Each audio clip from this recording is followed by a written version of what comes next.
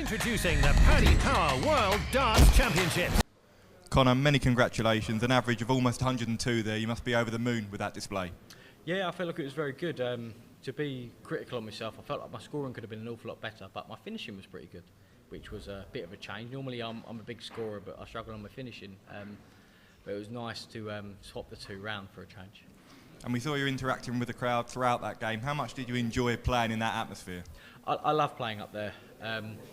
I feel like in my second game last time around I didn't interact enough, whereas in my first game I interacted perfectly, and in this one I interacted perfectly. I think timing it properly to not disrespect the opponent is a massive thing, just so you don't come across too arrogant. I felt like I timed my G in the crowd up very well, not to put someone off, but to just G myself up. You came here last year, Connor. You were trying to retain your tour card. This time you've now got a 2-year tour card guaranteed. Is that awfully allowed you to play with more freedom now? I don't think so, because there was an awful lot riding on that game. I mean, if I'd lost that game, then it was open to interpretation whether I would stay in that top 64. Winning that game has guaranteed me it, which is nice, but it wasn't a settler in the match, because I knew what I had to do, and I'm very, very happy that I won that game. And we've seen you on the big stage over the last month or so, playing well at the Grand Slam, a quarter-final appearance in Minehead. How much confidence has that given you going into this tournament? I think, take away from the confidence so much, I think I learnt an awful lot after that first game against Chizzy. I had a very good first game against Chisnall. I think I learnt an awful lot against Richie and Ross the next 2 games, which set me up very well for Minehead. And now looking ahead, Damon Heta in round 2. What's your mindset going into that game? It should be fun. I mean, me and Damo, other than this week running up to Worlds after the draw come out, we were practice partners on the Scolia system, so I could play against each other on the in our practice rooms and things like that. But yeah, it should be a good game. It would be nice to play a friend up there. It would be nice to play a friendly face. Connor, congratulations. You spoke about the previous 2V tournaments. Did those two give you the platform to come here and just be you? I think so. I mean, I've worked an awful lot after that, the Grand Slam defeat, because I did think I was in a good position to get out of the group there. After winning my first game against Dave 5-0, I thought, here we go, I've just beaten Dave Chisholm on TV 5-0, I'm in a good position here. No disrespect to Dave, but I thought, well, I was in a very good position in that group. And that got away from me due to a lot of missed darts of doubles. So I've worked an awful lot on my doubles and things like that, and my finishing and just my set-up shots towards the finishing as well, to make sure I'm on something comfortable. And I think that showed very well at the Players' Championships. I mean, even against Mario van den Boogaard in the second round, I didn't struggle on anything like I would have done previously. Everyone knows how well you've played this year, but coming here this early in the World Championships and putting down a real benchmark, does that send a statement out to everyone else that, hang on a minute, I am here to compete with the very best and can win this? I think it does a little bit. It's nice to have the first 10 plus of the tournament, at least I think it is. But obviously everyone else knows they're very, very capable. Like the top boys know they're very, very capable of averaging over 100. It wouldn't surprise me if Gezi went up this evening and averaged 110. Like, it wouldn't surprise me, but it's very, very nice to have the first one, and hopefully I'm in a few clips at Christmas time. And just looking ahead, obviously, to next year on tour, whether it's whichever way, does this give you the confidence? Because last time that year one cost you, do you feel now so well equipped to go and attack the tour properly? Yeah, I feel like I'm a much better all-round player.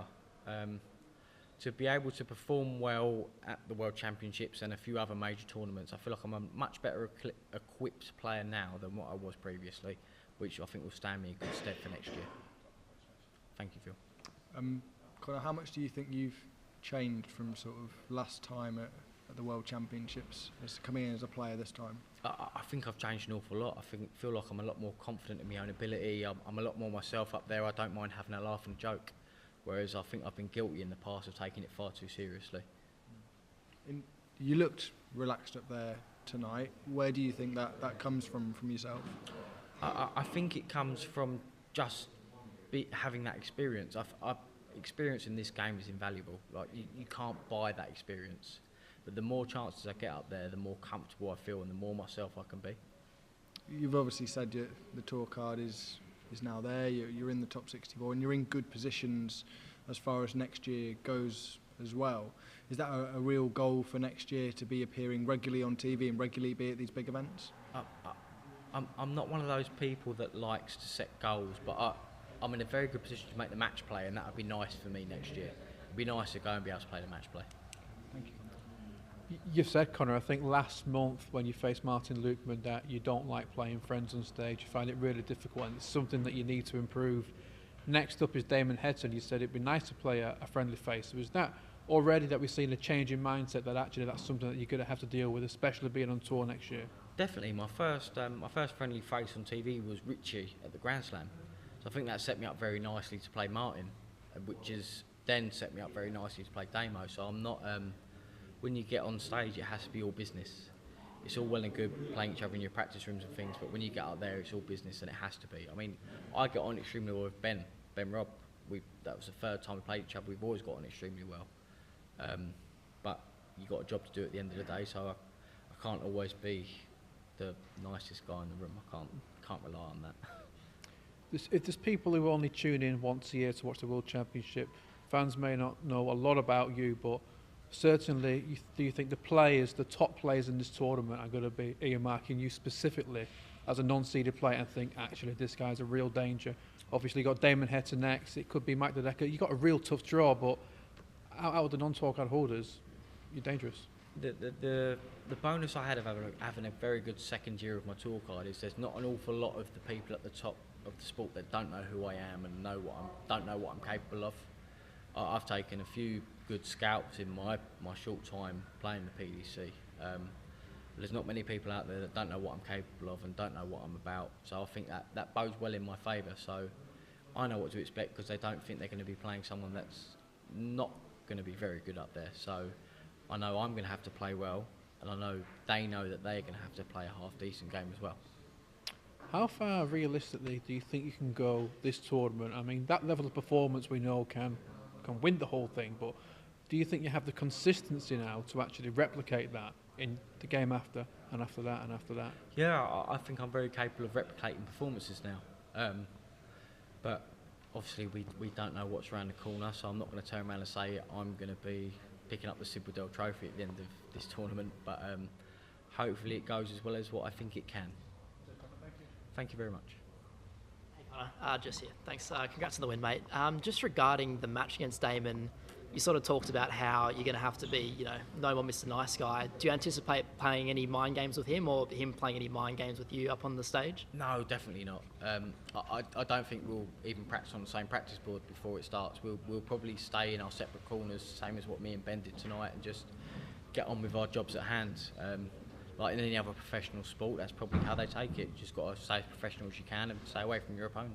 How do you flip that switch in your head, when you go from, all right, we're friends, and now it's like, all right, now it's on? I think it's more so being capable of playing a dartboard rather than your opponent. If you focus on playing a dartboard rather than your opponent, then the whole friends thing doesn't matter as much. You don't think about who you're playing. So just focusing on hitting a 60 or your doubles at that point, focusing on that just takes away that friendliness, I think. Cheers. Introducing the Paddy Power World Darts Championships.